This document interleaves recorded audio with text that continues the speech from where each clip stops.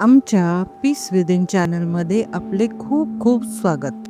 एका शुक्रवारात तुमची कहाणी. आटपाट नगर होतं. तिथं एक राजा होता. त्या राजाला मुलगा नव्हता. तेव्हा राणीने काय केलं, एका सुईणीला बोलावून आणलं. अगं अगं सुईणी, मला नाळवारी एक मुलगा गुपचूप आणून दे. मी तुला पुष्कळ द्रव्य देईन. सुईणीनं गोष्ट कबूल केली. ती त्या तपासावर राहिली. गावात एक गरीब ब्राह्मणाची बाई गर्भार राहिली. तेव्हा ही सुईण तिच्या घरी गेली. तिला सांगू लागली, बाई बाई, तू गरीब आहेस. तुझं बाळणपणाचं पोट दुखू लागेल तेव्हा मला कळव, मी तुझं बाळणपण फुकट करीन. तिनं होय म्हणून सांगितलं. नंतर ती सुईण राणीकडे आली. बाईसाहेब, आपल्या नगरात एक अमुक अमुक गरीब ब्राह्मणाची बाई गरोदर आहे.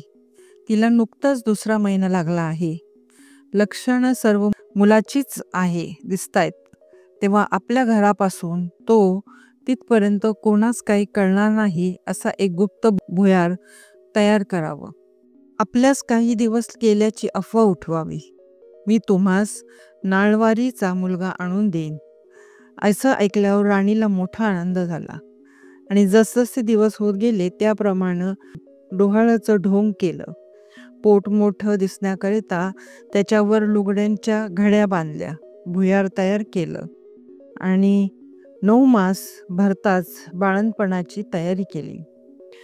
इकडे ब्राह्मणबाईचं पोट दुखू लागलं. सुईणीला बोलावून आणलं. तुम्ही पुढं व्हा, मी येते म्हणून सांगितलं. धावत धावत राणीकडे आली. पोट दुखण्याचं ढोंग करायला सांगितलं. नंतर ब्राह्मणाच्या घरी आली. बाई बाई, तुझी आहे पहिली खेप. डोळे बांधलेस तर भिणार नाहीस, नाही बांधलेस तर भय वाटेल, असे सांगून तिचे डोळे बांधले. ती बाळंतण झाली. मुलगा झाला. सुईणीनं एका दासीकडून भुयाराच्या वाटेने मुलगा राणीकडे पाठवला व तिनं वरवंटा घेऊन त्याला एक कुंचा बांधला आणि तिच्या पुढे ठेवला. मग बाईचे डोळे सोडले. तुला वरवंटाच झाला असं सांगू लागली. तिनं नशिबाकडे बोट लावलं. मनामध्ये दुःखी झाली. सुई निघून राजवाड्यात गेली. राणीसाहेब बाळंतीण झाल्याची बातमी पसरली. मुलाचं कोडकौतुक होऊ लागलं. इकडे ब्राह्मणबाईनं नेम धरला.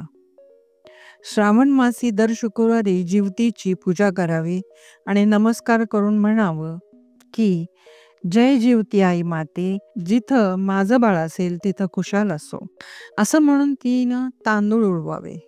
ते ह्या मुलाच्या डोक्यावर पडावे. हिरवं लुगडं नेसणं, हिरव्या बांगड्या लेणं, कारलीच्या मांडवा खालून जाणं वर्ज केलं. तांदूळाचं धुणं ओलांडणं बंद केलं आणि याप्रमाणे ती नेहमी वागू लागली. इकडे राजपुत्र मोठा झाला. एके दिवशी बाहेर फिरायला निघाला. त्या दिवशी ही नाऊन आपल्या अंगणात राळे राखीत बसली होती. तेव्हा याची नजर तिच्यावर गेली. हा मोहित झाला व रात्री तिची भेट घ्यायची म्हणून निश्चय केला. रात्री तिच्या घरी आला. दारात गाय वासरू बांधली होती. चालता चालता राजाचा पाय वासराच्या शेपटीवर पडला. वासराला वाचा फुटली. ते आपल्या आईला म्हणालं, कोण्या पाप्यानं माझ्या शेपटीवर पाय दिला. तेव्हा ती म्हणाली, जो आपल्या आईकडे जावयास भीत नाही तो तुझ्या शेपटीवर पाय देण्यास भील काय.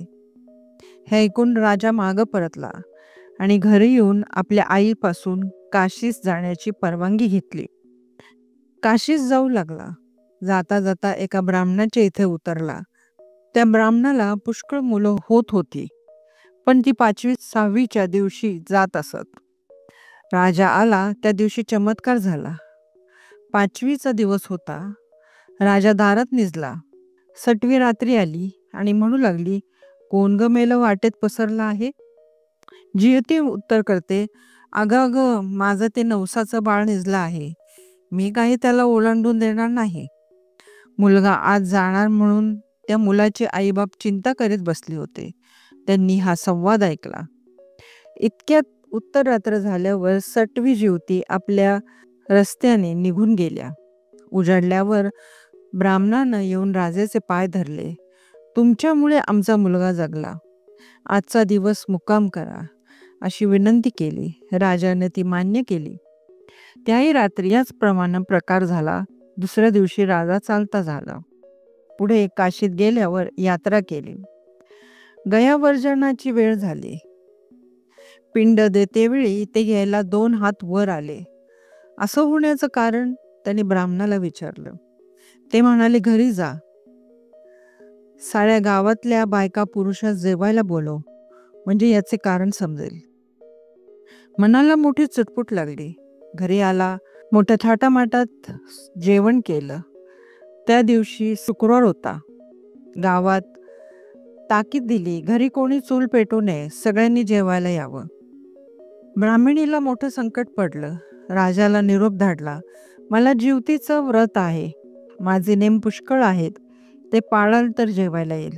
राजानं कबूल केलं. जिथं तांदूळाचं धुणं होतं ते काढून तिनं सारवून त्यावरती आली. हिरव्या बांगड्या भरल्या नाहीत, कारल्याच्या मांडवा खालून गेली नाही. दरवेळेस जिथं माझं बाळ असेल तिथं खुशाल असो असे म्हणे. पुढं पानं वाढली. मोठा थाट जमला. राजानं तूप वाढायला घेतलं. वाढता वाढता ही ज्या पंक्तीत बसली होती तिथं आला. तूप वाढू लागला. ईश्वरी चमत्कार झाला.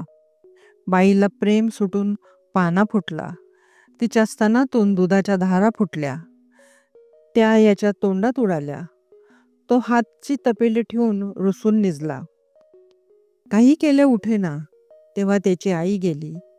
त्याची समजूत करू लागली. तो म्हणाला, असं होण्याचं कारण काय?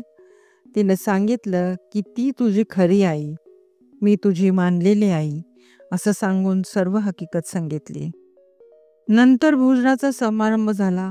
पुढं त्याने आपल्या आई बापास राजवाड्यास एक मोठा वाडा बांधून देऊन त्यांच्याबरोबर आपलं राज्य करू लागला. तर जशी जीवती तिला प्रसन्न झाली तशी तुम्हा आम्हाला हो. ही 60 उत्तराची कहाणी 5 उत्तरे सुफळ संपूर्ण.